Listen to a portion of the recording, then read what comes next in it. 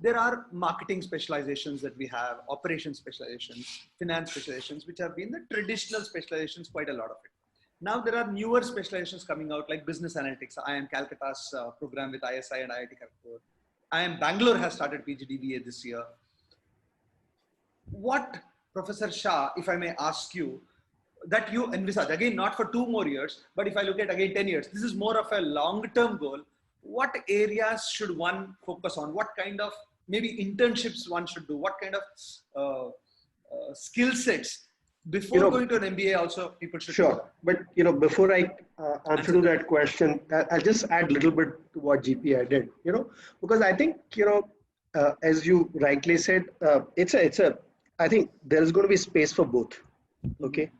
There are going to be space for people who say that I want to specialize narrow, I want to be known as somebody who can handle, this digital marketing related issues very well. Right. And there's also going to be space for people who can play boundary spanning role, because whether you like it or not, organizations are going to remain a complex entity.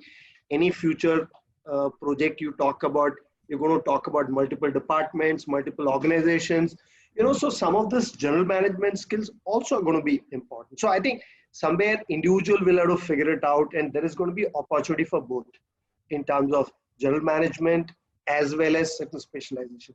The only area you have to be careful in a specialization is there are some skills which are relevant today will not become relevant. For example, if you could value an option very well, right? Because I knew mathematical formulas very well, that skill is going to have no value in future.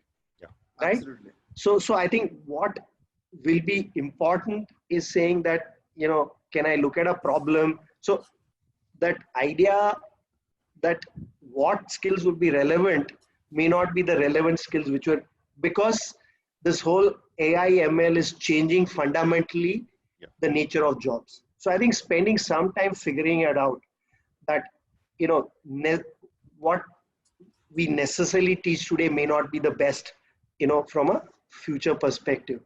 So I think GP raised that issue, or I think you also raised that issue, but if you ask this question in 90s, I still remember somebody asking that question, why should I learn Excel if I'm a general manager? Right. But it's a requirement. I mean, all your discussions are done using Excel. If you're not, savvy with Excel, you can't survive.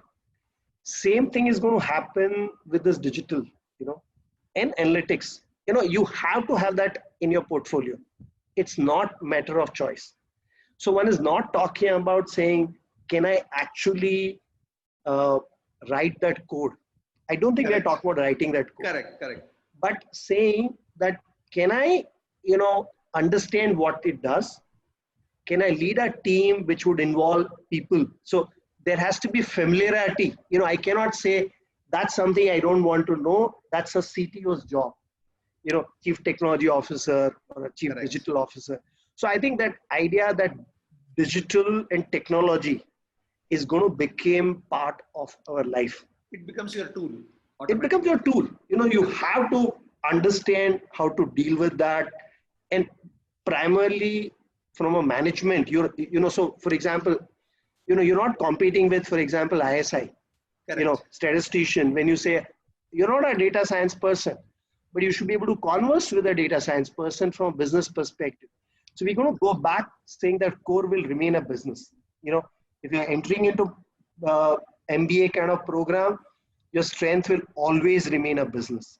Saying I'm able to look at issues from a business perspective, but literacy, we can debate about what is the right level. Correct.